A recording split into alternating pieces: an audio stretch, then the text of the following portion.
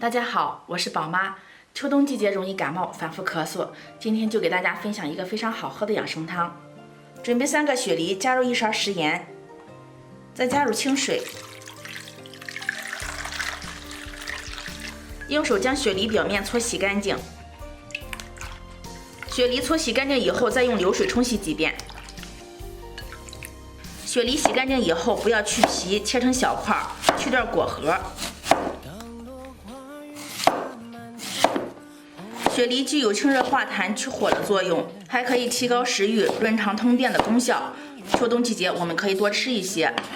切好放入砂锅里，加入适量的清水，没过雪梨就可以。盖上盖子，中火将它煮开。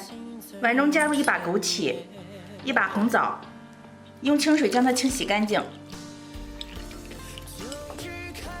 洗干净以后控水捞出，准备1根吸管，将枣核去掉，这样就可以，非常的简单方便。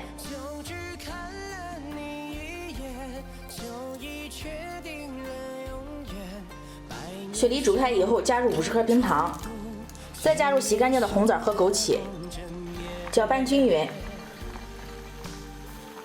盖上盖子，小火再煮10分钟。时间到了，红枣枸杞雪梨汤就做好了，味道特别的浓郁。喜欢吃软烂一些的，可以多煮一会儿。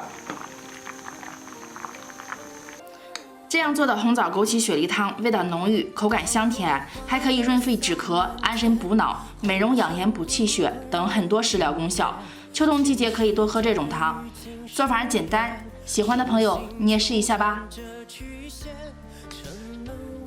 喜欢我的视频就关注我吧，感谢大家的收看，我们下次再见。